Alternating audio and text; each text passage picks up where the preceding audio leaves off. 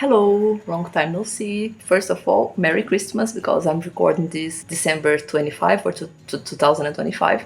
But since you probably are only going to see this in a few days, Happy New Year. And the theme for today is exactly related to this transitional time, because today we will analyze my knitting for 2025.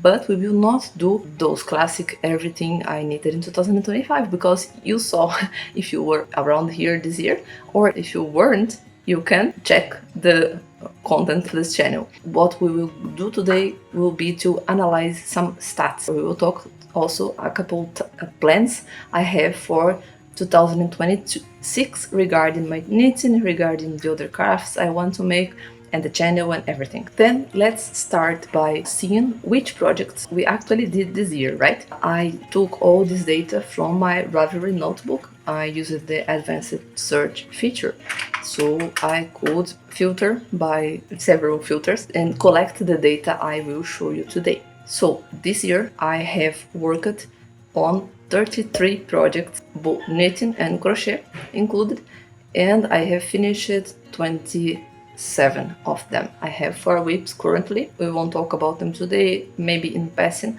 but that's what we have to work with today. And let's divide them per month, so you will see visually here. While I talk, I will be placing the images. You will see which projects were these. In January, I finished 3 projects, all of which I had started the year prior, which were Colete Mosaico from this book here, precisely this one, and then the Eowyn Blouse by Fabel Knitwear and the Hobbiton Vest Junior by Fabel Knitwear, which was a test knit, the second iteration of this test knit from last year. Then in February, we made Fix-It February, so I didn't finish many things. I have though made for my sister a mesh crochet bandana and easy bandana, this ones, and I didn't include it in my content, but I have re-knitted this beanie for my brother, Fisherman's Talk, something like that, and I have adjusted other projects, but these are the ones that I finished in this little honorable mention. Then in March, I have finished 4 projects. It was the bulk of my summer knitting. I have finished my Colette Tee by Witter Design, a lacy headscarf for my sister by Emma Escott, a Papillon blouse by Maiden Knitwear, and a June top light by Petite Knit. Then in April I knitted order 4, a summer lace wavy cami, continuing my summer knits, a Penelope Kerchief for my sister by Linnea Nima. The wave cami was by Friday Knits. Another lace headband for my sister, she asked for it in black, and an Avalon sweater by Maiden Knitwear for myself, which was the first test knit from this year. Then in May I only finished my mom's vest. And in June, I have only finished an Ascot scarf according to a Brazilian newspaper recipe, which was bad. I had to rethink the entire thing, but I finished it. The pattern was from 1939. Then in July, I have finished 2 test knits, both for Fabel Knitwear, the Agnes camisole and the Margot blouse. Then in August, I also finished 2 projects. One beret that was commissioned for me by a friend, and the vest for my grandma that she asked me to knit her. Then in September, I knit 2 things for myself and finished them. The Rebels Day vest by Lady Kate France and the Ghost Whisperer by Park Williams. In October, I have finished 3 projects. The Gallivanter bag from a 1917 pattern, but I knitted it from the modernized pattern. There is an entire project, the vlog about it. Then a Ranunculus by Midori Hirose, and a turban, a 1950 turban from one of my vintage magazines here. And then we got to November, in which I knitted another test knit, the Gerdaber by Fabel Knitwear, and I finished this, which you haven't seen in the channel before. I learned filet crochet to make this wall hanger for my boyfriend. It depicts Hector, a character from Homer's Iliad, and it was based in a chart that I found in the Antique Pattern Library from a 1913 book. Finally, in December, I have finished this top, which you are seeing from the same magazine that contained the turban that I showed before. I think it was my last finished object of the year, because I don't think I will be able to finish another, although I'm thinking about casting on crochet top maybe to finish it to New Year's. Let's see. So what else have I worked on? These were the finished objects. Now we have the whips that are still to be finished. First, my temperature blanket, which I started in January, of course, but I'm now just taking notes of the colors because yellow ended and I'm waiting for the new one to come. I have mended everything that I have. However, I still have to weave in the ends to make it kind of ready to receive the final hexagons. Then I have my 2-ply cabled cardigan from a 1949 Stitchcraft magazine. I think it's issue 191, in which I have made immense progress. Here you can see. It will also have its project vlog one day, but I have to stop just missing the button band because I run out of yarn. You will hear more about it in the project vlog. And then there is the Cloud Busting by Susan Crawford, in which I have knitted the body until the armholes, and I have knitted a third of one sleeve by now. I am waiting to finish this one so I can get leftover yarn to finish the other cardigan. And the last one that I cast on was another backless top like this one from another Brazilian magazine from the same collection, but from 1945. And well, we will talk about it in the future, but it's like that. I think I might run into yarn chicken with this one too, because I have knitted it from stash. Let's see. And that encompasses our knitting for this year and our crocheting for this year, of course. Then let's go to the stats. So I have compiled a few numbers for you, and I have made pie charts. I have made my homework, so I will come around so I can place them here. You can see and follow the data. Well, as I said, I have worked on 33 projects. So separating them by craft, I have worked on 26 knitting projects and 7 crochet ones. Into what is usually my tendencies, my love for both crafts. In terms of materials, the material with which I worked the most this year was cotton. Funny enough, I have worked on 16 projects with cotton, 9 with acrylic, 5 with wool, and 3 with other, like viscose, modal. In general, in blends with acrylic and cotton, but I didn't include them then in the other accounts. I think I did pretty well.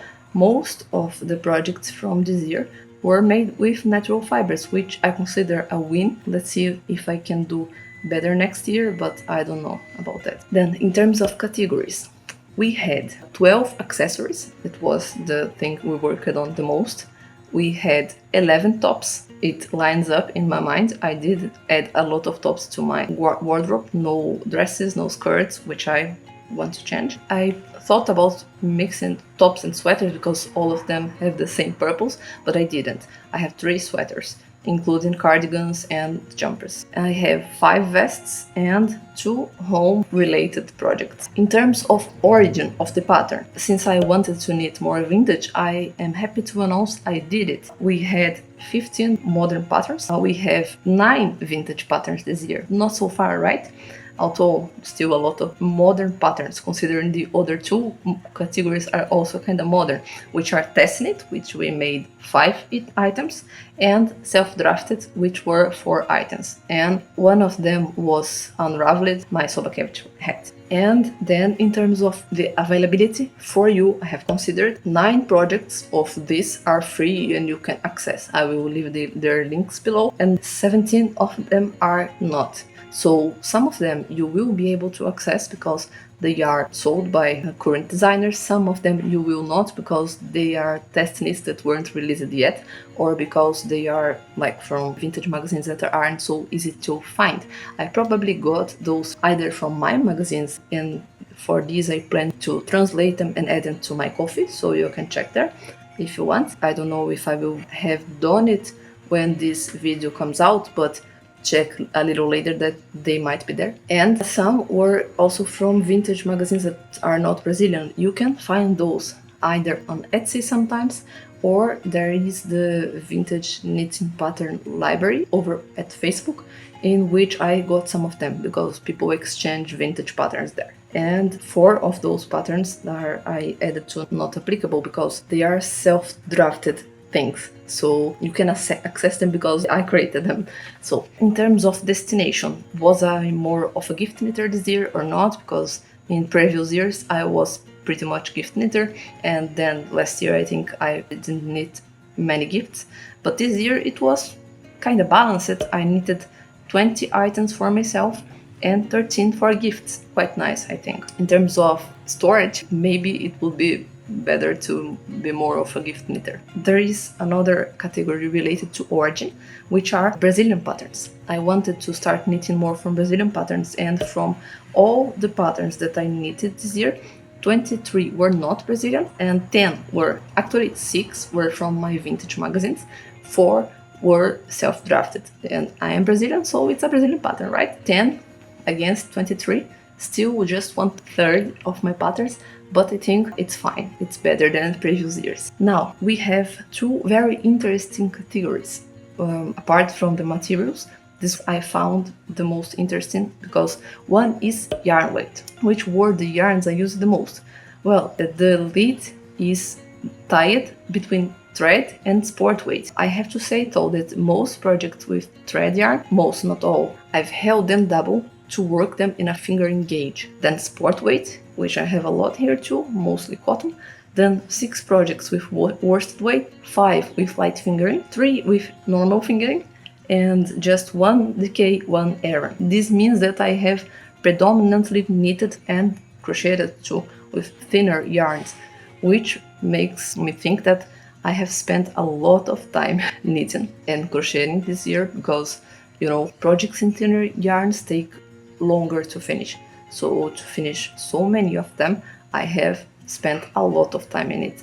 Indeed. And this is confirmed by the meterage that I have knitted. This isn't exact because there are projects in which I haven't added yet the yarn I used. I can't pinpoint the yarn I used because I didn't have the measurements to start. For example, the 2-ply cabled cardigan was knitted from reclaimed yarn. I don't know how much I had actually, but in total on Ravelry across the 4 years that I have been knitting, I have knitted 34.5 kilometers, like 34 and 506 meters of yarn. This year alone I have knitted 10 kilometers of yarn, 10,217 meters. Almost 30% of the total meterage I have knitted in my entire life was knitted this year. This is a lot, you know. And since I have used mostly thinner yarn, I have also used mostly thinner needles. I have added to the chart the American sizes, but I will not talk them. I have used the most, the 4mm needles in 10 projects, then 3.5 in 6 projects, 3 in 4 projects, 2 and 75 in other 3 projects, then 7mm in 3 projects too, 2.5 in 3 projects as well. Then I have used 4.5 in 3.25 in 2 projects each, and then I have used a 6 and a 6.5mm bolt one time. And in terms of crochet hooks, I have worked 3 times with a 3.5mm crochet hook and 1 time each with 1mm hook. This was in the filet crochet banner with a 5mm hook, 2.75 hook and a 4.5mm hook. And I think this is the stats we had. I only have 2 things to add, which are the stats for the channel. I will only talk about the most viewed videos. My 6th most viewed videos are 6 shorts, which I won't count as much because shorts people see, you know, without noticing. You know, we are currently a society addicted to small videos. So, but then after those, there is my video about the Sophie accessories that I made. Sophie scarves, the Sophie shawl, the Sophie hood. It has 752 views. Sophie, Petite Knit, this is immensely popular, so YouTube will search any video from any small creator about them to show you. And after this one, it was my pattern about the vintage lace. It has 636 views. I think it's probably the video that also brought me more subscribers.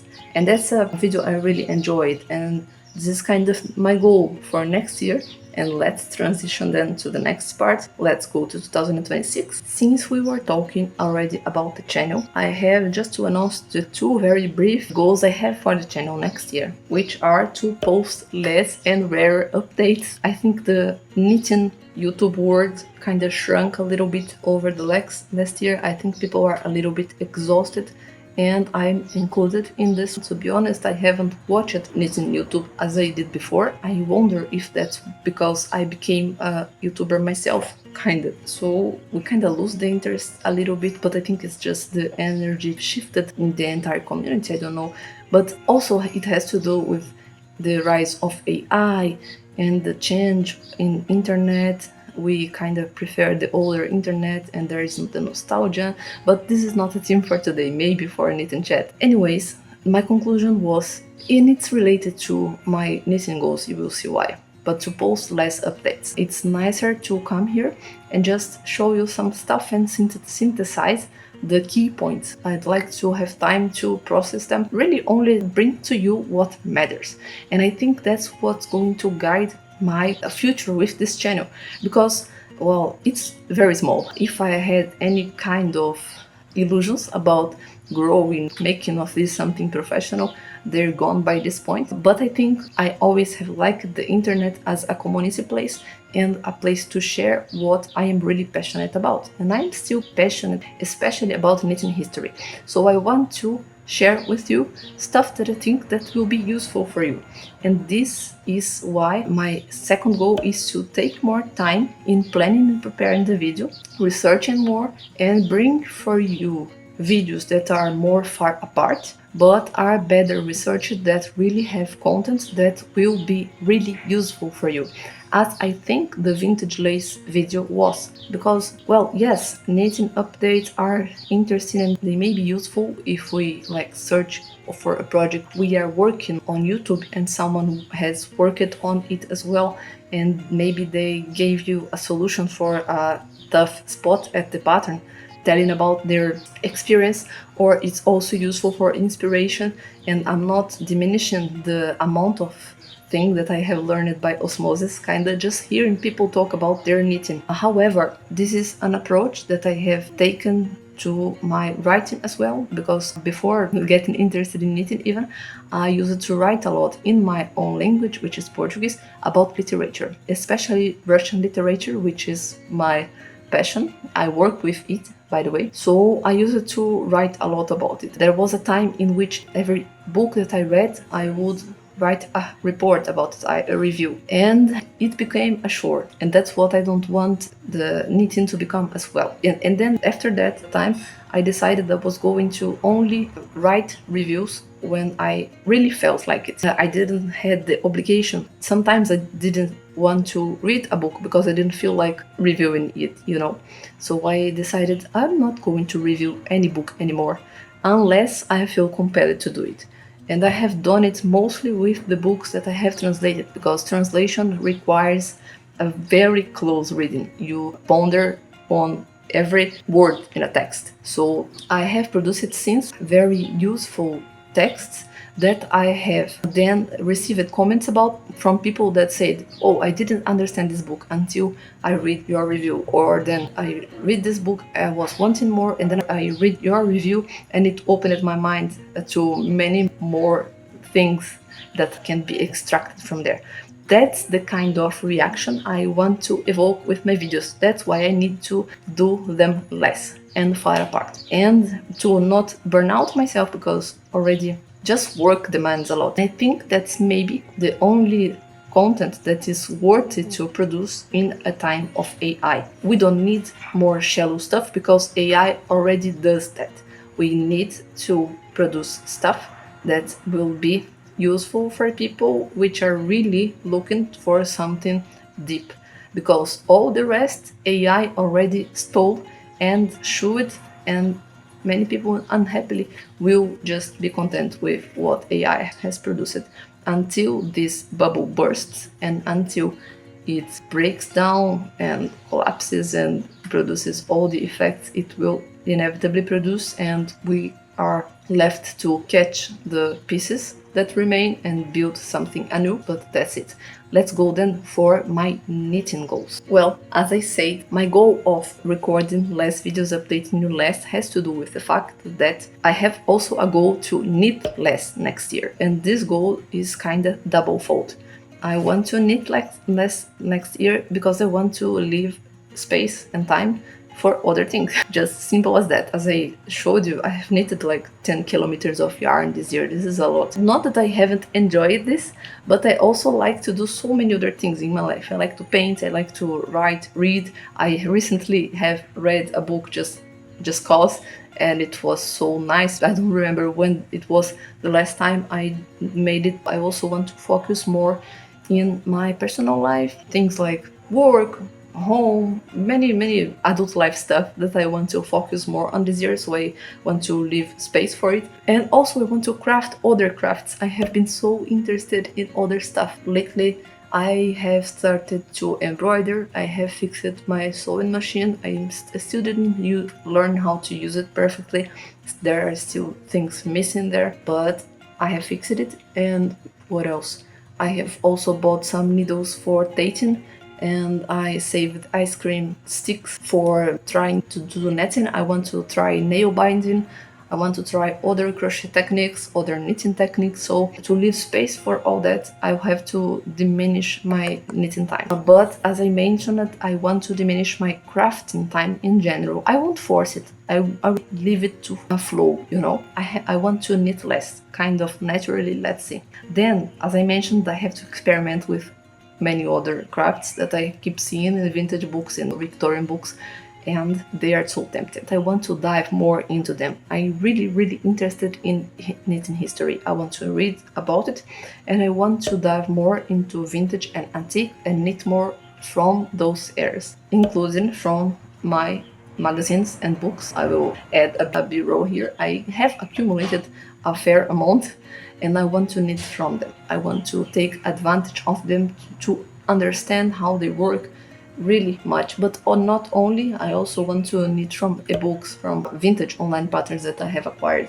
that I only have in PDF. I want to also, if possible, write down the ideas that I had. I have a lot of ideas. Some I can show you here, like this ones. I want to execute them finally. I have started some this year. You saw that one of them I tried actually didn't go well. I want to write them out. I want to write out the self-drafted projects that I have created this year and maybe knit second samples for them. People talk about second sock syndrome, but second sample syndrome should exist as well. But I want to put them into practice and also modernize patterns more. The ones that I have knitted, I want to modernize, translate for both for English or for Portuguese or for modern terms, and all that I make would be on Ravelry and Coffee, and some of the vintage ones will only be in Coffee, the modernized ones, let's see. Some will be in my Ravelry shop, which only has one pattern that you can acquire for free. I will leave the link below. And I want to keep knitting from stash with reservations.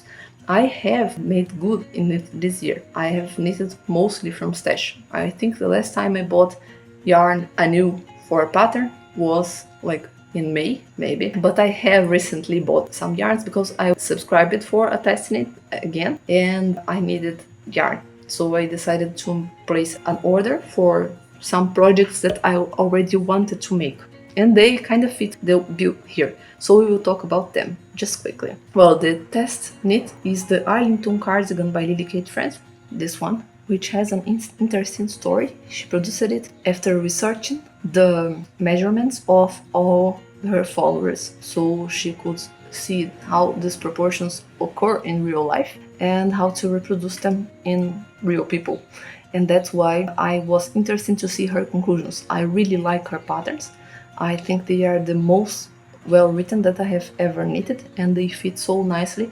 So when she was investigating things to fit with even more perfection, I had to check. And so I was picked for this test, and I already bought this yarn, which is acrylic, unhappily, but that was what was possible for me to acquire. It's a DK weight, and I bought it in this wine color, which you see I really love them, reds and wines. And since the cardigan is quite basic, I think let me knit it in a color that I wear all the time, so that's why I bought it. Apart from that, I have bought also a couple of other acrylic, which is Mais Bébé, which I use often for thinner gauge projects, to knit this penchado from one of my magazines, the same one that has the white backless blouse. It is from a section that had step-by-step knitting classes. It's a photo tutorial, and it alternates sections in large needles and very small needles to create this effect that you see in the picture. And I think this would be a very interesting and easy project to go along with the others. Both here are very simple. Then there is this other one, which is also from my book. It's from this book here. You can see it here, this one. This book is from 1940 and it's the 7th edition, so probably the design itself is from the 30s. It looks like a 30s design, and also it was knitted in the round, in a circular needle. And that's why, since the first time I got this book, I wanted to try this one, because it's rare for that decade to have stuff knitted in circular needles. This one I plan on knitting with this yarn, Penguin 1000, colorway Ravenna, kind of a navy, from my stash. I have double for a fingering gauge. There is no gauge listed here. There are no measurements, that's why I have delayed, so I could feel more at ease to make it. Then there is another from my magazine. I think it's this one, you see? It's a crocheted vest. I also want to knit this with some sport weight leftovers from my stash. A pink, red and yellow. I have an idea about it, and it's made with an interesting daisy maker. I didn't know we had daisy makers here, but apparently it was all the gist here, and I got one for myself.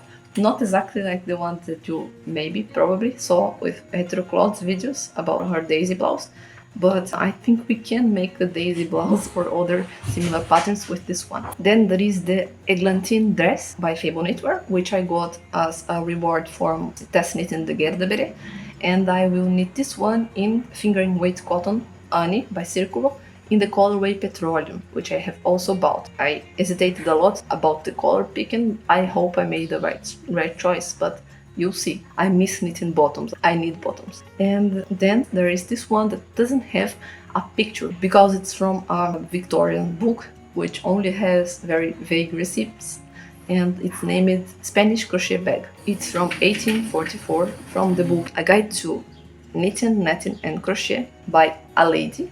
There isn't her name. It's dedicated for Her Royal Majesty. I think it was Queen Victoria in that time. And it describes a circular flat bag, and I was especially interested in knitting it because it was recommended to be knitted in a dégradé of chenille yarn, and I didn't know the Victorians had chenille yarn. I have since made a post about it, you can see in my posts tab, and I was interested in knitting it. Of course it won't be the same because chenille today it's made with polyester. Theirs was made with actual wool. At least the ones that we can find here are made with polyester. But it won't be exactly the same, but it will have the same feel, I hope. And I want to see how it will look like. It's a very bare bones pattern. If I like it, I may translate it for you and everything, but I want to make this one, so I bought almost all the shades for it. I only missed the black that I will try to buy with possible other yarns that I run out of mid-project, because I feel that this might happen with the orange in the temperature blanket and maybe the white with the other backless top I'm knitting. Well, yarn chicken should be the expression of my year of knitting. I have run into yarn chicken, I don't know in how many projects. I will place the number for you in the screen, but they were many. So maybe I will finish the year running into yarn chicken again and buy them together. Sooner or later I will buy it and do the project, and these are the stuff that I will start the year with. I still have 4 patterns to finish, so it will take me a long way. I don't know when I will have other new projects, but I miss it planning ahead and buying yarn just for a specific project. I'm glad I did it. And that's it for today, my folks. I don't know when I will see you again, but we will see again in next year, I hope. And until then, be healthy, happy knitting, and be happy in everything you will do in this 2026. and Happy New Year. Bye bye.